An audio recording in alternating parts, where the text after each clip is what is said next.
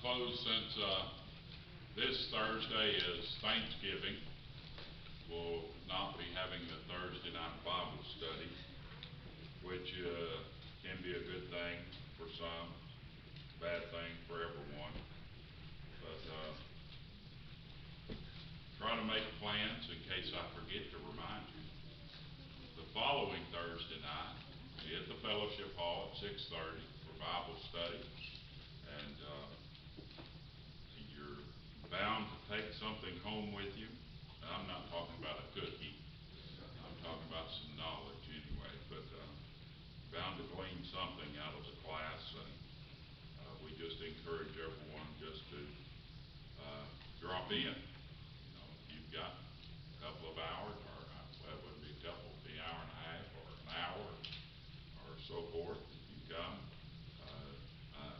I'm confident in believing that you'll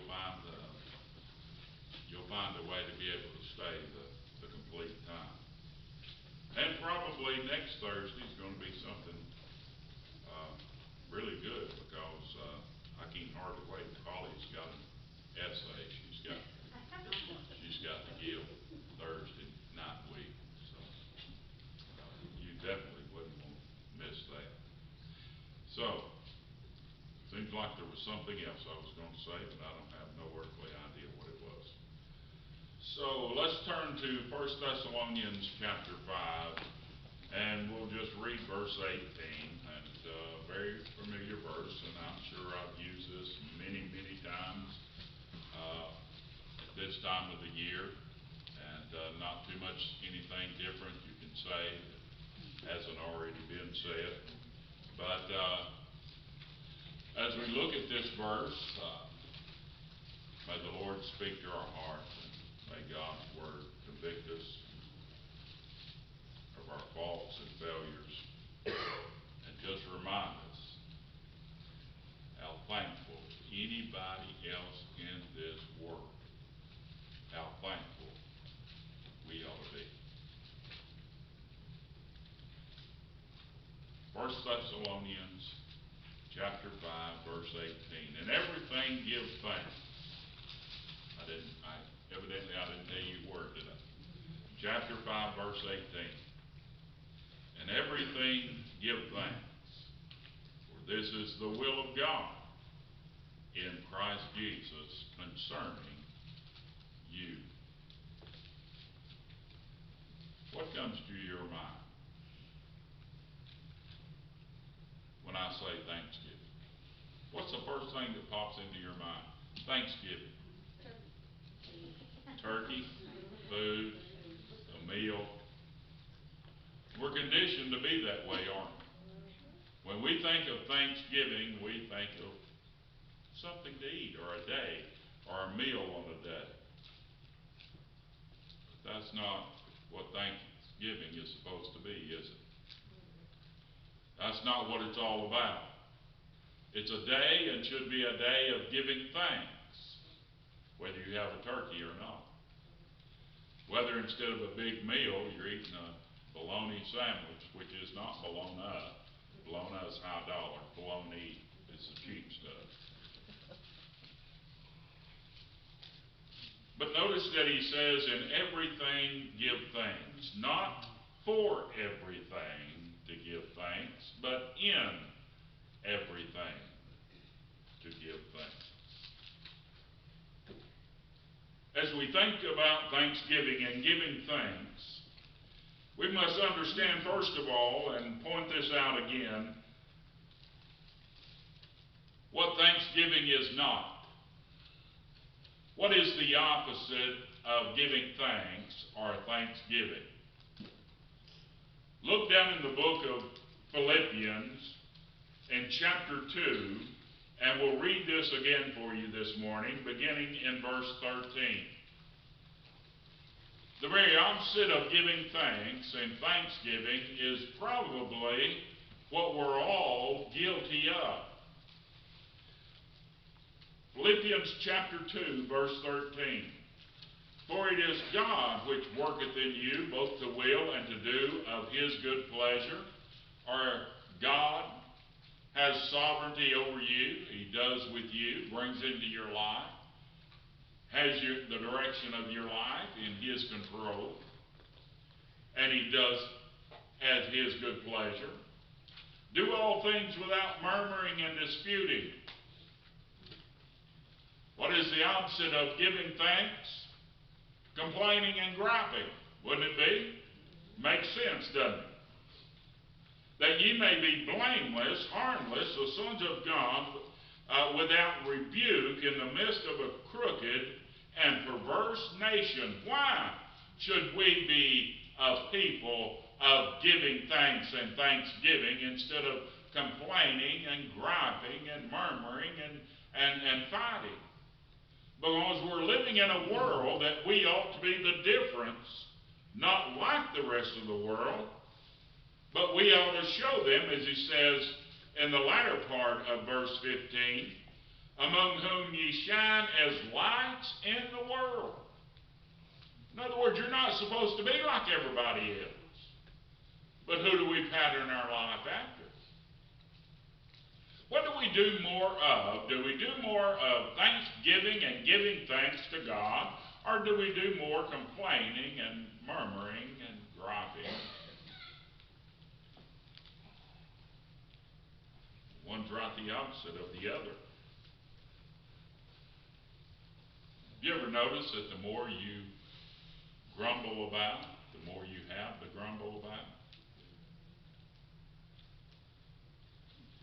Have you ever noticed that your life is nothing but one big complaint?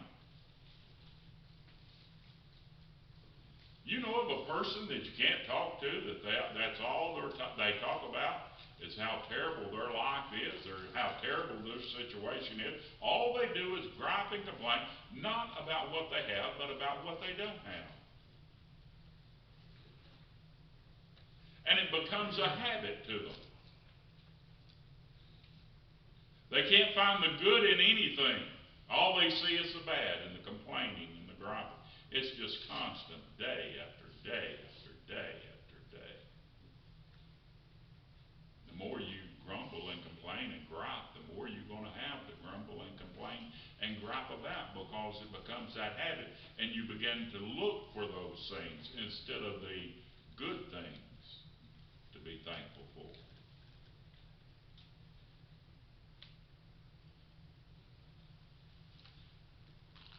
Probably every one of us here, as we well know, have complained and grumbled about our lot in life.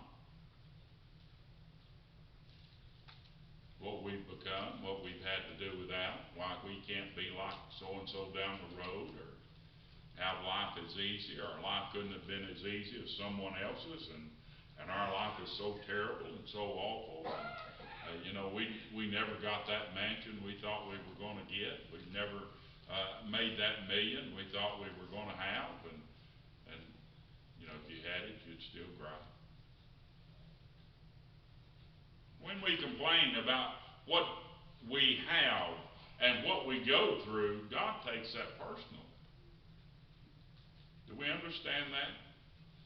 As we've already said, who is in sovereign control of your life? Who supplies all your needs? It's God, isn't it?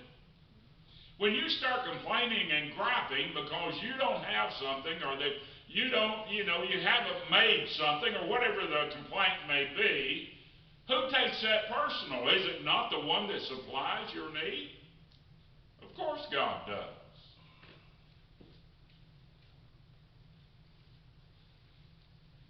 I say again, if we just spend as much time praying as we do grumbling, we wouldn't have anything to grumble about. You ever heard the old proverb, I complained about having no shoes until I met with a man with no feet? That's us. That should be us. Or possibly the one that tells, when in deep water, it's a good idea to keep your mouth shut. That's a good one, isn't it? When in deep water, I'm going to repeat it. When in deep water, it's a good idea to keep your mouth shut.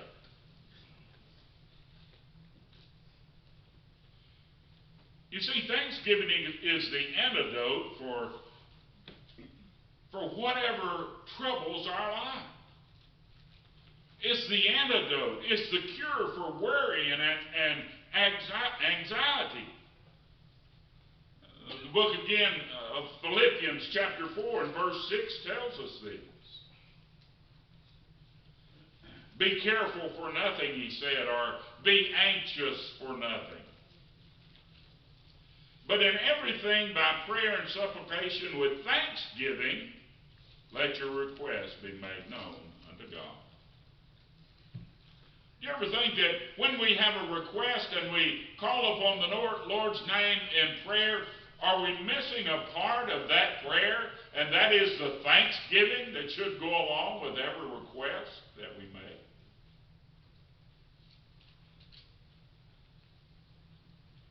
We can't stand the child that always is crying out and saying, give me, give me, give me, give me, give me, give me, give me, give me. Never a thank you comes out of their mouth. It's like trying to fill a bottomless pit. The give-me's never stop.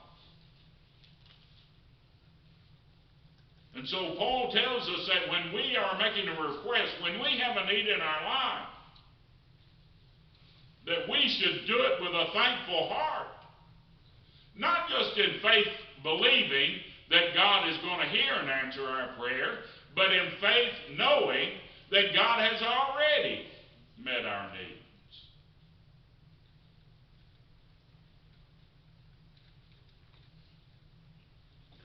In everything, be thankful. Everything means no exception. No exceptions.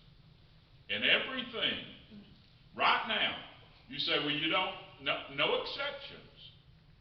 But you don't know what I know, or you don't know what I'm going through, or you don't know what I'm facing. With no exceptions, be thankful.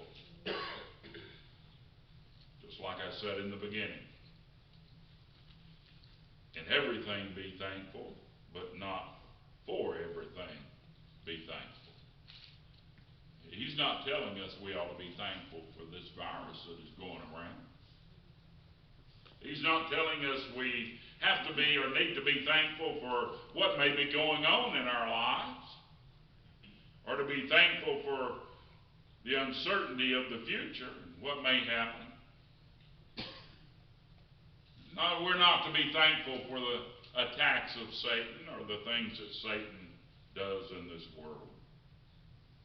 So we're not to be thankful for everything, but in the midst of everything, we are to be thankful. In other words, in the midst, which we are, in the midst of this pandemic, we are to be thankful. Not for the pandemic, not for the virus, but for many of us, we haven't had it. You know how thankful you ought to be that you have not went through what some have already been through? If not that we've missed it, but we ought to be thankful that if we've had it, we lived through it. A lot of people didn't live through it. So even in the time that we live in, we can find something to be thankful for.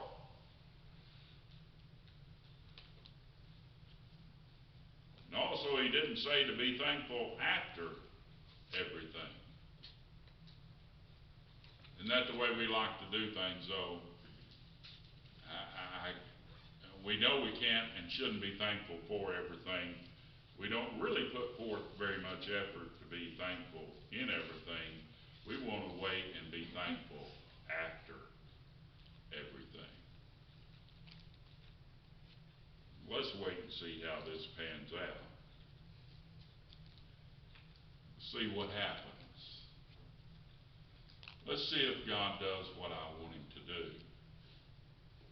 And if he does what I think is right and what I want him to do, then at that point it's when I'll be thankful. And we remind you again, God is sovereign. No matter what comes in your life, if God orders it, it's coming.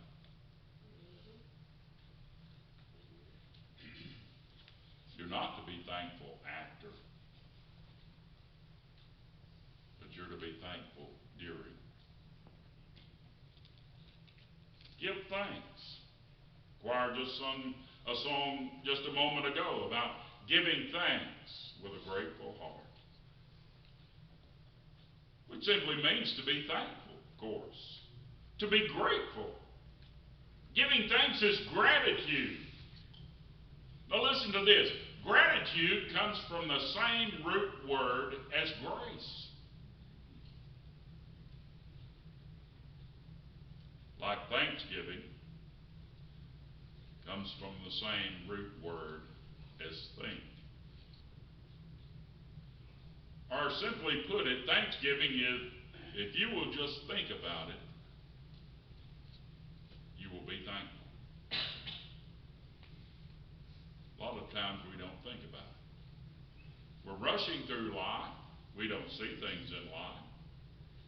We fail, as they say, to smell the roses. We've got somewhere to go. We've got something to do. And we're supposed to have done it yesterday, according to our thinking. We don't have time to think. We can't stop to think. So therefore, if we don't ever think, we're never going to be thankful.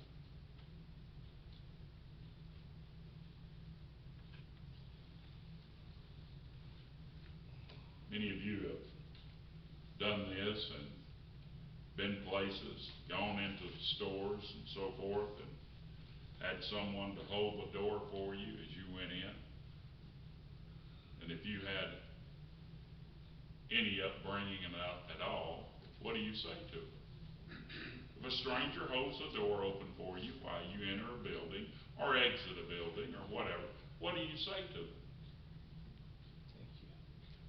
Do you not automatically say thank you? Why do you tell that person thank you? It goes back to the same root word. It's because of grace.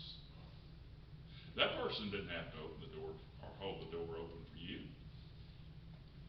It was a grace that they were showing to you. They were holding the door, which is we could say a sign of grace. They're showing you grace by holding the door open for them. And you automatically tell them, thank you. Or at least you should. But you know what? If your husband was to open and hold the door open for you, some of you, after you woke up from passing out, because they're so familiar to you, you just walk right in and not say a word.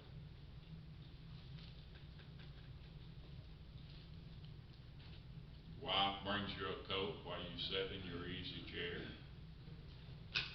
and you don't say a word. A stranger, you would think.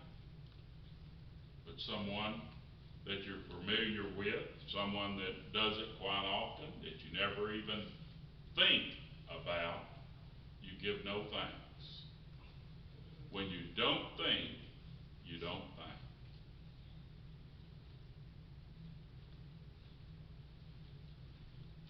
Listen, if we don't think about what God has done for us, we're never going to be thankful. If it becomes so familiar to us and so commonplace to us as an everyday activity, we never think about it. We don't even think about telling our spouse thank you. Don't even think about it. Never crosses our mind. And it's the same way with God. It's become such a habit, such a regular thing to us every day that we never even say thank you.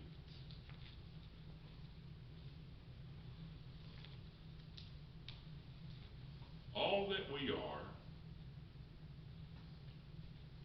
all that we have, we owe to God. All that you are, all that you have, you owe to God. Then how in the world could you not thank Him? How can we not be thankful? What happens when we become unthankful? Look at Romans 1:21. When you hear Romans 1, you know it's going to be bad. Romans 1:21.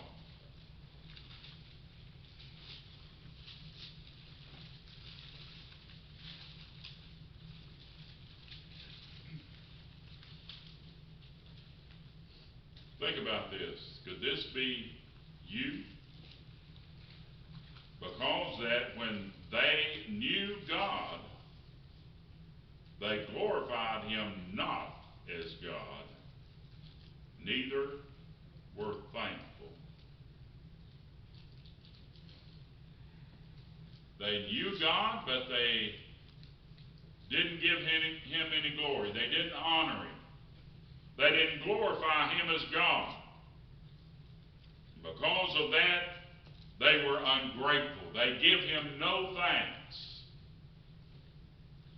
This is the sign and the symbol of apostasy, of falling away from the truth of God, the belief of God, the worship of God. What is the first step of falling away, apostasy from the truth? It is ingratitude, being ungrateful. Thanksgiving is not something we're to do once a year. This is a national holiday. It's not a biblical holiday. You understand that? We are to be thankful every day. The Jewish nation offered sacrifices in the morning, a sacrifice of thanksgiving, and a sacrifice in the evening, every afternoon, a sacrifice of thanksgiving. Every day, at least twice a day, they gave the sacrifice of thanksgiving. And us, by the grace of God and the salvation through Jesus Christ, we are to continuously be given thanks. Not just one day a year, but my goodness, one day a year ought to make us think how blessed we are, how God has shown us grace, and we ought to have gratitude for it. They did not honor Him as God or give thanks. What is a day of thanksgiving? This Thursday is Thanksgiving. Who are we to give thanks to? If it's Thanksgiving, who are you going to give thanks to? Forget about the turkey. Forget about the bologna sandwich. If Thursday is Thanksgiving Day, who are you going to give your thanks to? Who's it going to be?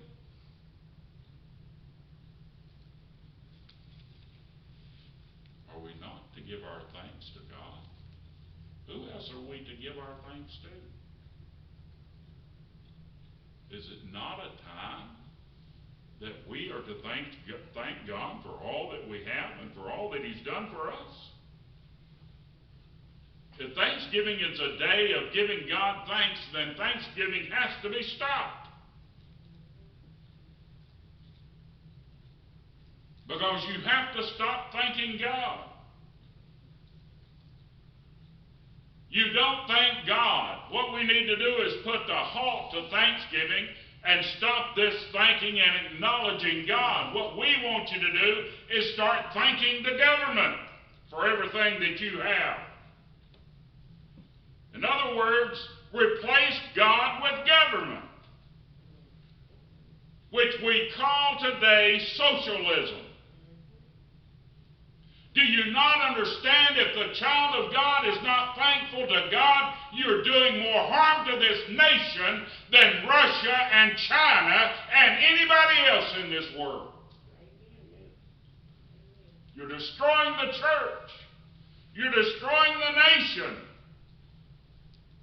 You've taken the first step to socialism. Thank the government, not God. Why do you think they put the halt on Thanksgiving?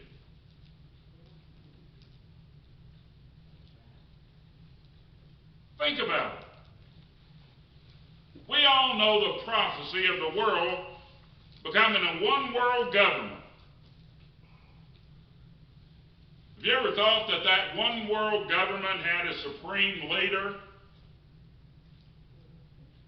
The one-world government doesn't have to have a supreme leader. It can be just a world government that the world accepts and agrees on, the type of government the world will accept. We can be, as a nation, a part of the one world government and still have a president. Does that make sense?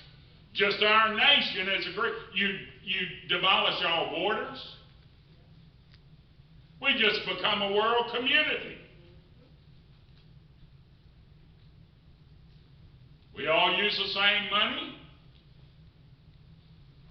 How many times have you heard this pandemic is a good time to start a reset? What do you think that is?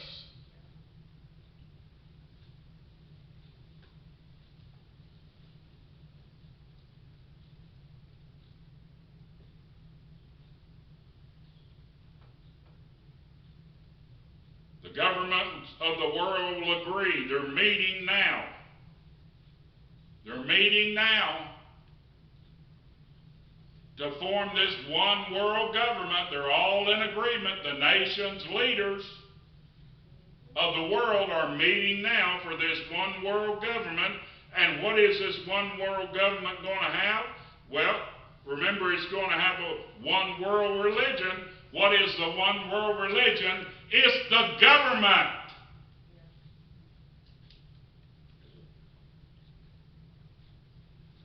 Government becomes God.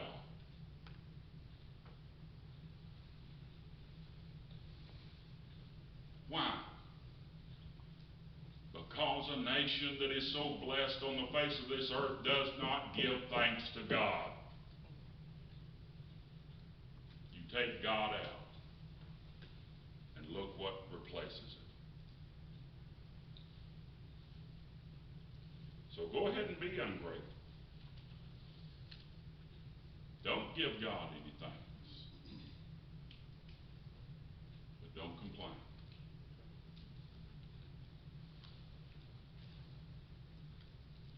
Your gratitude indicates your spiritual health. It's a spiritual test to check out, kind of like you may go to the doctor and get a physical. Well, that's what gratitude does. It gives you a spiritual physical.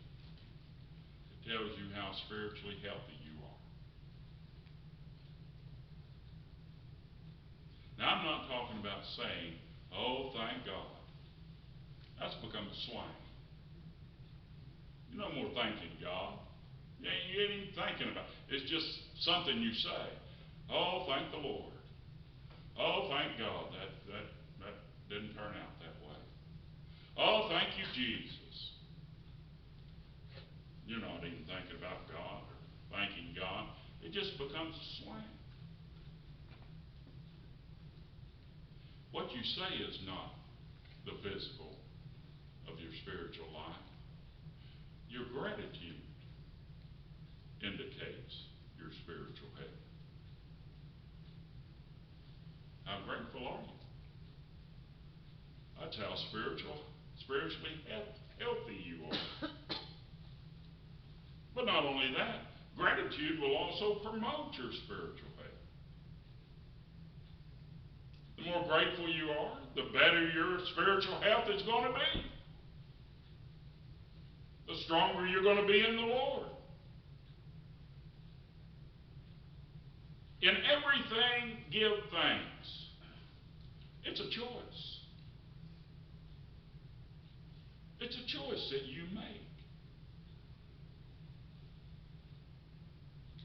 It's up to you whether to be thankful or not. This is one of these things that you can start doing today. It's never too late. You can start being thankful to God for everything today. Acknowledge Him today.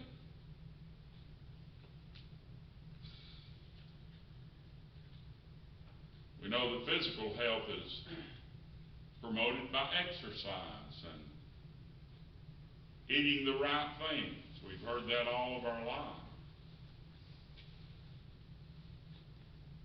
Do I look like I do it? I know it, but do I look like I do it? Then probably my physical examination would show up, I'm not physically A+.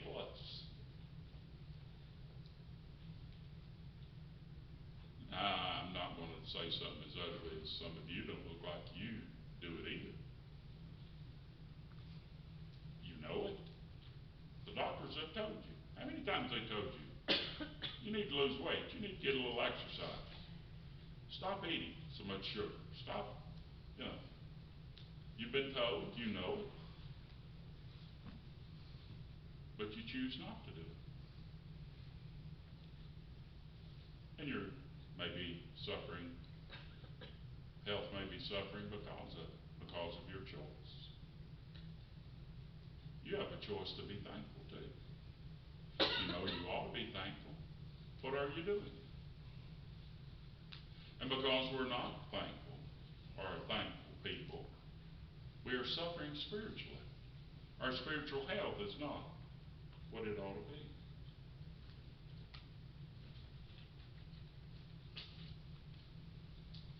Gratitude fights against unbelief. If you're grateful, it's hard for you to have unbelief in your life. If you're grateful, it's hard for you to be disobedient. If you're grateful, it's hard for you to have a hardened heart. If you're grateful, it's pretty much impossible to have a bitter spirit. Instead of complaining about what you don't have, think about what you do have.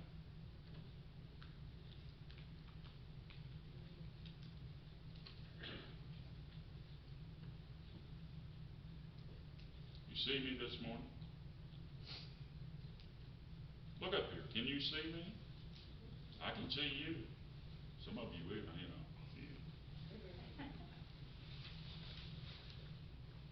But I know all of you are blessed by seeing me. It would be a blessing to see me. Ask Becky.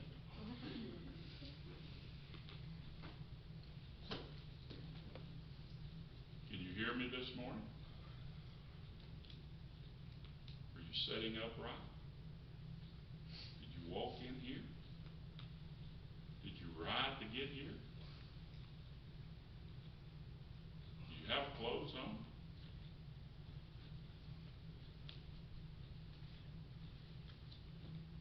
Or we could just keep going on.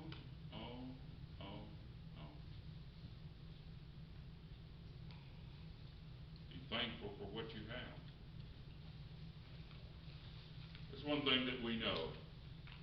We have no control over circumstances in life. We have no control over what may come our way this afternoon, tomorrow. But what Paul is telling us is we do have control over how we respond to those circumstances that come in our life. Listen, a proud person is never thankful. A proud person is never thankful. And what comes before the fall? Pride. What does God resist?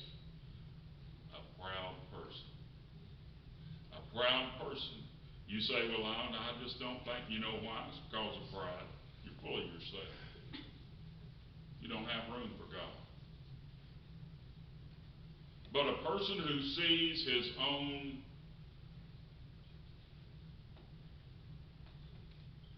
vileness, ugliness, unholiness, a person who sees himself and his heart is broken, and he sees himself as being unworthy. Why did God save you?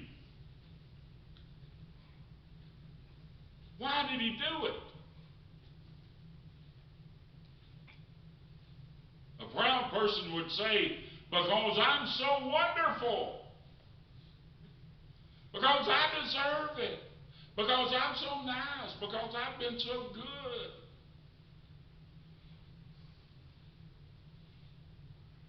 But a thankful person would say, I don't know.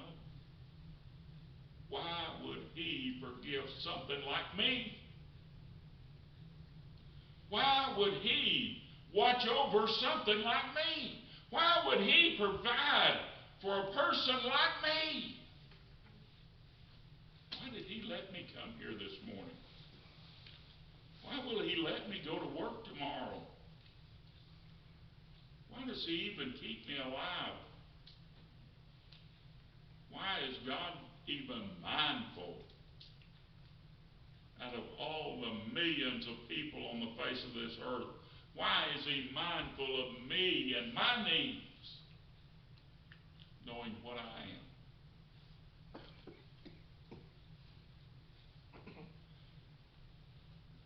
That person can be thankful.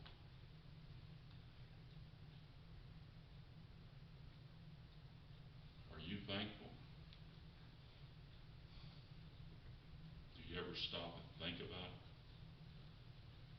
You've got to think in order to have Thanksgiving. Let's stand to our feet this morning, if you would please, as they come with an invitational song.